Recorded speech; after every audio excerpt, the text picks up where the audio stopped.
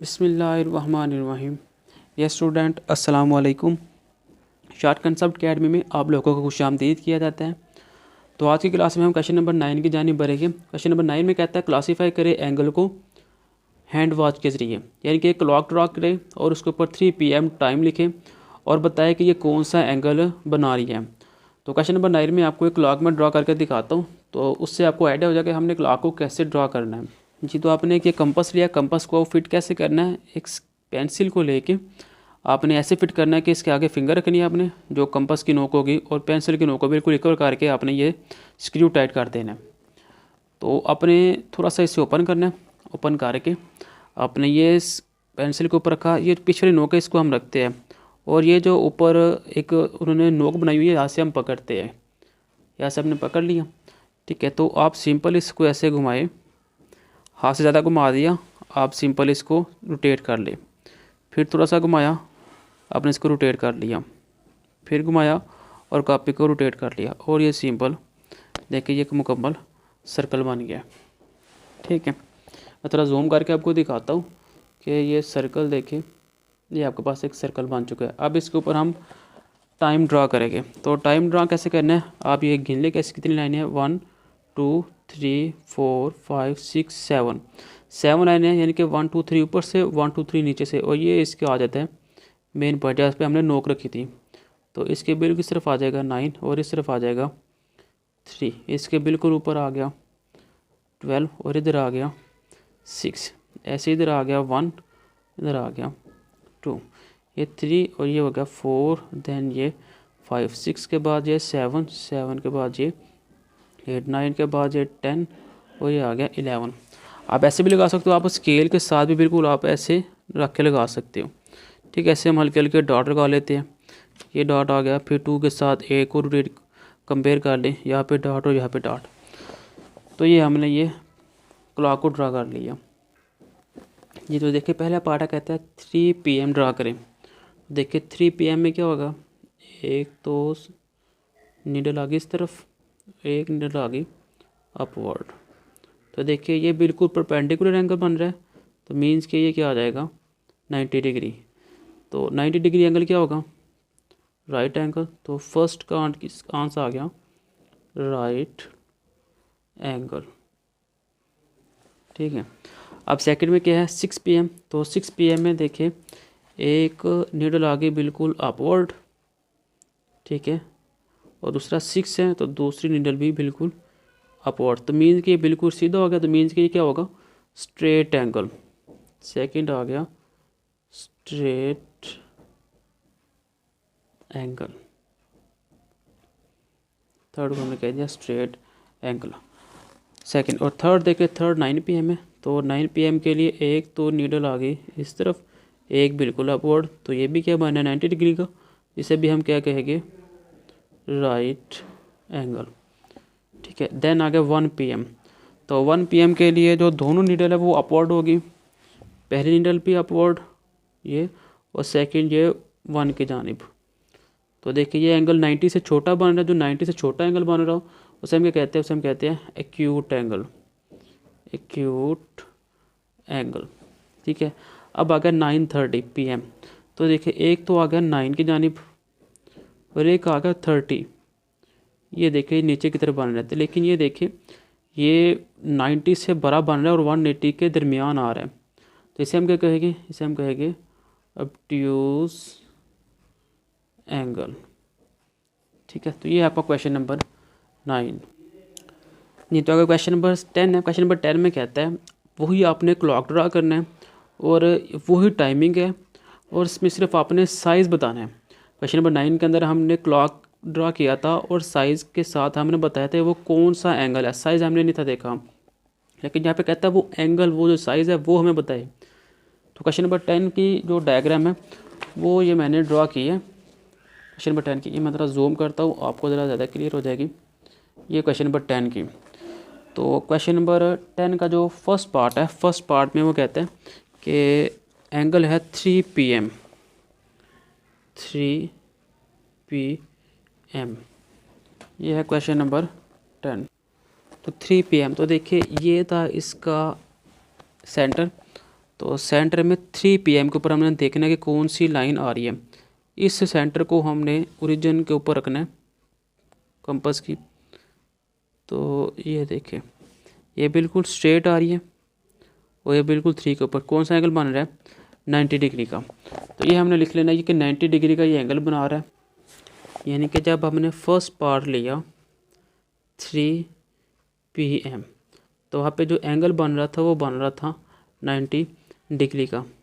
यानी कि जब के जो रिफ्लेक्स एंगल है, रिफ्लेक्स एंगल वो है 180 का, 180 से बड़ा है और 360 से छोटा है।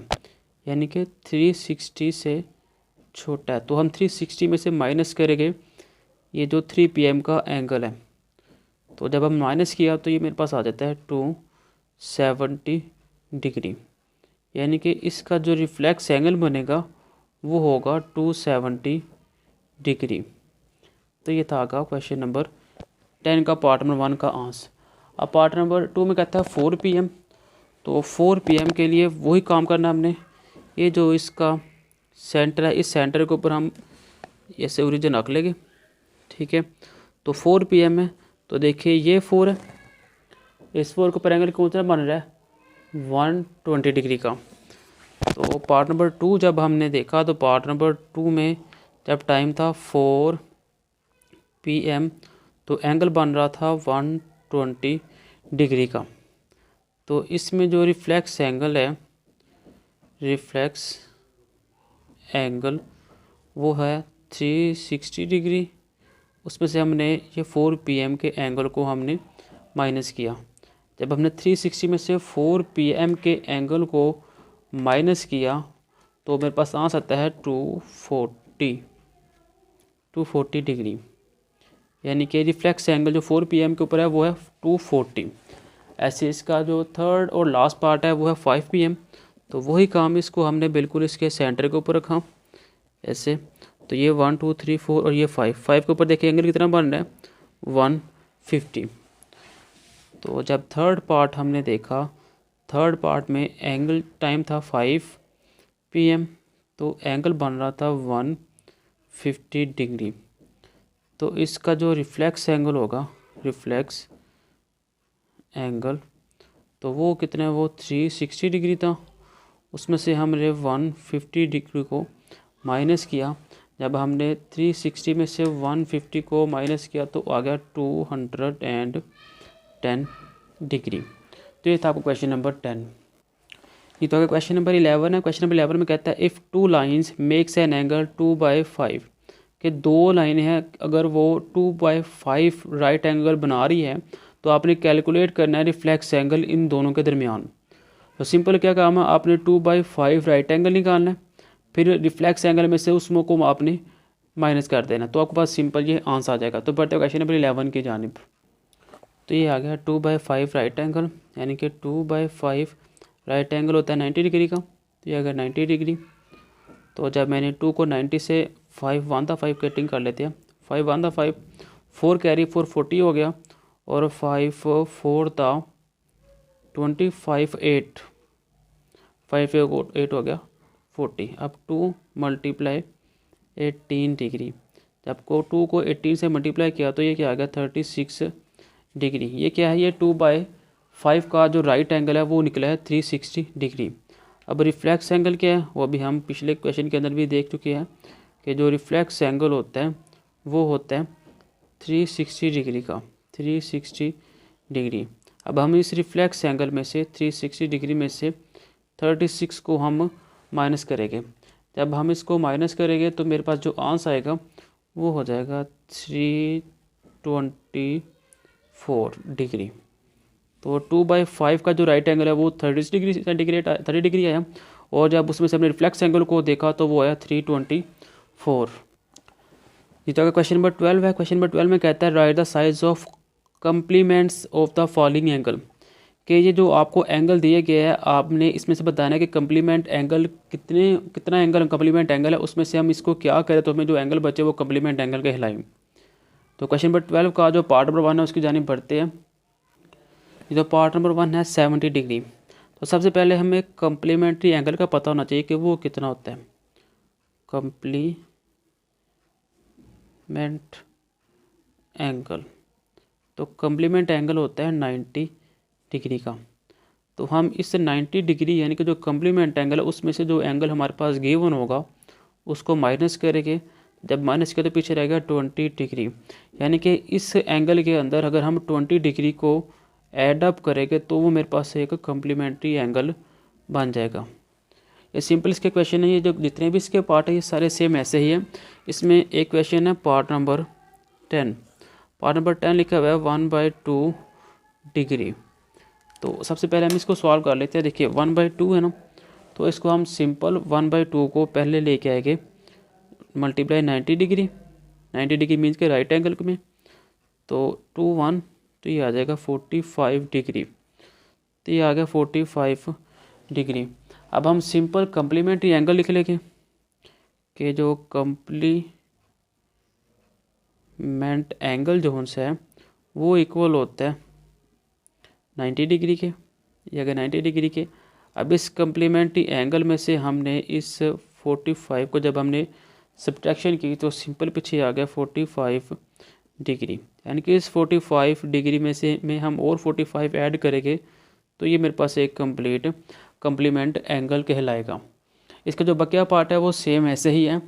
आप खुद ट्राई कीजिएगा। अगर किसी क्वेश्चन को की ना आपको समझ आ रही हो तो आप इसका मुझे पूछ सकते हैं।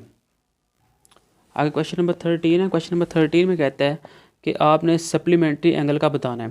क्वेश्चन नंबर 12 के अंदर कम्प्लीमेंट्री एंगल का पूछा गया था, क्वेश्चन नंबर 13 के अंदर सप्लीमेंट्री एंगल का पूछा गया था। तो क्वेश्चन नंबर 13 का पार्ट जो है वो भी सेम ऐसे जैसे क्वेश्चन नंबर 12 के थे। तो सिंपल इसमें फ़र्क क्या है कि इसमें आपको सबसे पहले पता होना चाहिए कि सप्लीमेंट्री एंगल कौन से है। सप्लीमेंट एंगल, तो सप्लीमेंट एंगल होता है 180 डिग्री का। कम्प्लीमेंट 90 डिग्री का होता है और सप्लीमेंट्री 180 डिग्री का होता है।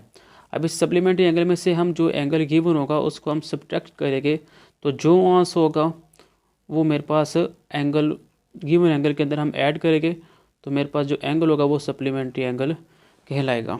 इसका जो बकिया पार्ट है वो सेम ऐसे ही है, यानी कि अगर एक एंगल दिया गया है आपको 0 डिग्री, तो सिंपल आप सप्लीमेंट्री एंगल में से उस 0 डिग्री को माइनस करेंगे तो सिंपल 180 ही आएगा। तो मीन्स के 0 के अंदर अगर आप 180 को ऐड अप करेंगे तो वो 180 डिग्री ही कहलाएगा। तो ये था आपका क्वेश्चन नंबर 13। इसका जो बकिया पार्ट है इंशाल्लाह नेक्स्ट वीडियो के अंदर हम उसको सॉल्व करेंगे। तब तक के लिए दे इजाज़त, अल्लाह हाफिज़।